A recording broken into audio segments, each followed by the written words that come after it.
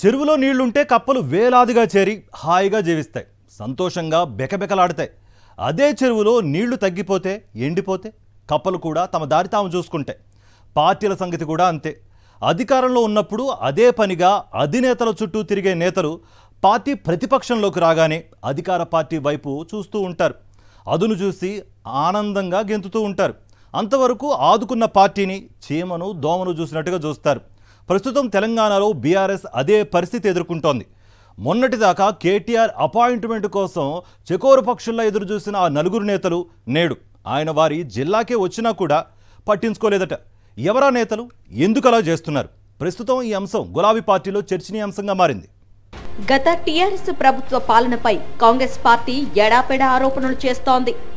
సందు దొరికితే చాలు ముఖ్యమంత్రి రేవంత్ రెడ్డి పిట్ట కథలు జొప్పించి మరీ కేసీఆర్ పాలనను అసెంబ్లీలోనూ బయట చీల్చి చెండాడుతున్నారు. గతంలో టీఆర్ఎస్ ఎంతో గొప్పగా ప్రచారం చేసుకున్న కాళేశ్వరం ప్రాజెక్టు విషయంలో కాంగ్రెస్ నేతలు చేస్తున్న విమర్శలు ఒక రేంజ్లో కొనసాగుతున్నాయి. ఈ పరిస్థితుల్లో కాళేశ్వరం ప్రాజెక్టుపై కాంగ్రెస్ ప్రచారాన్ని తిప్పికొట్టడంతో పాటు రిజర్వాయర్స్లో నీళ్లు నింపాలన్న డిమాండ్తో బీఆర్ఎస్ సరికొత్త ఎదురుదాడి మొదలుపెట్టింది. దీనికోసం బీఆర్ఎస్ వర్కింగ్ ప్రెసిడెంట్ కేటీఆర్ నేతృత్వంలోని నాయకుల బృందం చేపట్టిన కాళేశ్వరం పర్యటన ఆ పార్టీకి కొంత మైలేజ్ తీసుకొచ్చింది. తమ వాదనను వినిపించడంలో కేటీఆర్ సత్తా చాటారని ఇప్పటికే రాజకీయ విశ్లేషకులు అభిప్రాయపడ్డారు. కేటీఆర్ కాళేశ్వరం పర్యటనపై బీఆర్ఎస్ వాదనలను కాంగ్రెస్ తిప్పికొట్టినా, బీజేపీ పెద్దగా పట్టించుకోకపోయినా ప్రజల్లో ఒక చర్చ పెట్టడంలో మాత్రం బీఆర్ఎస్ సక్సెస్ అయిందని అంటున్నారు. అయితే ఇదంతా బాగానే ఉంది కానీ ఇప్పుడు కేటీఆర్ జిల్లా పర్యటనలకు సంబంధించి మరొక ముఖ్య విషయం బయటకొచ్చింది.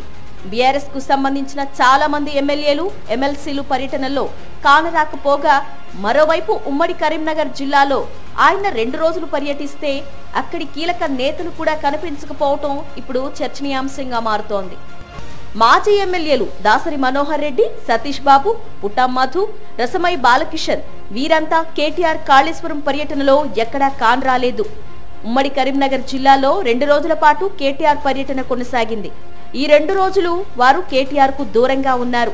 మొదటి రోజు కరీంనగర్ జిల్లాలోని మానకొండూరు నియోజకవర్గంలోని లోయర్ మానేర్ డ్యాంను కేటీఆర్ సందర్శించినప్పుడు మాజీ ఎమ్మెల్యే రసమై బాలకిషన్ కనిపించకపోవటం చర్చకు తావిచ్చింది.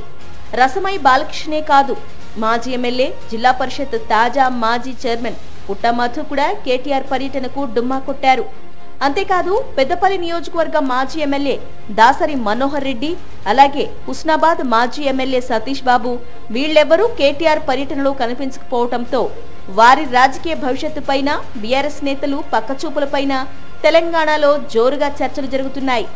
పెద్దపల్లి మాజీ ఎమ్మెల్యే దాసరి మనోహర్ రెడ్డి, మంథని మాజీ ఎమ్మెల్యే పుట్టా మధు, మానకొండూరు మాజీ ఎమ్మెల్యే రసమై బాలకిషన్ వీరంతా బీజేపీ ఎంపీ, మాజీ మంత్రి ఈటెల రాజేందర్తో సత్సంబంధాలు కలిగి ఉన్నారు. వీరితో పాటు మరికొందరు బీఆర్ఎస్ నేతలు తమ రాజకీయ భవిష్యత్తు కోసం బీజేపీతో టచ్లోకి పోయినట్టు తెలుస్తోంది. పెద్దపల్లి మాజీ ఎమ్మెల్యే దాసరి మనోహర్ రెడ్డి అందరికంటే ఒక అడుగు ముందుకు వేసి ఏకంగా వచ్చే ఎన్నికల్లో పెద్దపల్లి సీటుపైనే ఖర్చు వేసినట్టు తెలుస్తోంది. బీజేపీ అసెంబ్లీ అభ్యర్థిగా తన కోడలు తరపున టికెట్ తెచ్చుకోవడానికి ఆయన ఇప్పటి నుంచే ప్రయత్నాలు మొదలెట్టినట్టు ఓ ప్రచారం అయితే జరుగుతోంది. మరోవైపు బీఆర్ఎస్ లో హరీష్ వర్గం, కేటీఆర్ వర్గం అనే 2 వర్గాలున్నట్లుగా ఇప్పటికే పెద్ద ఎత్తున ప్రచారం ఉన్న సంగతి తెలిసిందే. ఈ ప్రచారాన్ని నిజం చేస్తూ కేటీఆర్ పర్యటన సమయంలో హరీష్ వర్గానికి కనీసం పిలుపు కూడా అందలేదన్నది జిల్లాలో వినిపిస్తున్న మరో వాదన. అందుకే పిలవని పేరంటానికి తామెందుకు వెళ్లాలనే యోచనతో కొందరు మాజీ ఎమ్మెల్యేలు ఉన్నారని పార్టీ నేతలు, కార్యకర్తలు గుసగుసలాడుకుంటున్నారు. హరీష్ వర్గం నేతలు తమ క్యాడర్కు కూడా అదే చెప్పినట్టుగా తెలుస్తోంది. దాంతో బీఆర్ఎస్ వర్కింగ్ ప్రెసిడెంట్ కేటీఆర్ జిల్లాకు వచ్చినా సరే పలువురు కీలక నేతలు డుమ్మా కొడుతూ పక్క పార్టీలతో సత్సంబంధాలు కొనసాగిస్తున్నారు. అంతేకాదు మరికొందరు బీఆర్ఎస్ కు చెందిన తాజా మాజీలు కూడా ఇప్పుడు ఎవరి దారి వారు చూసుకుంటూ తమ భవిష్యత్తు రాజకీయాలపై లెక్కలు వేసుకుంటున్నారని, అందుకే కేటీఆర్ ఆధ్వర్యంలోని బీఆర్ఎస్ బృంద పర్యటనను స్కిప్ చేస్తున్నారనే వాదన వినిపిస్తోంది. గతంలో కేసీఆర్ ని మించిన క్రేజ్తో కేటీఆర్ దూకుడు కొనసాగింది. ఆయన అపాయింట్మెంట్ కోసం పడిగాపులు గాసిన నేతలు ఎందరో ఆ పార్టీలో ఉండేవారు. కేటీఆర్ ఒక్కసారి తమ వైపు చూస్తే చాలు జన్మధన్యమైనట్టుగా వారు భావించేవారు. అలాంటి వారిలో పలువురు ఇప్పుడు ఎవరి దారి వారు చూసుకుంటున్నారు. నీళ్లు నిండుగా ఉండే చెరువుల్లోకి గెంతుతూ ఈ క్రమంలో కేటీఆర్ పర్యటనలకు గుడ్ బై చెప్తున్నట్టు తెలుస్తోంది.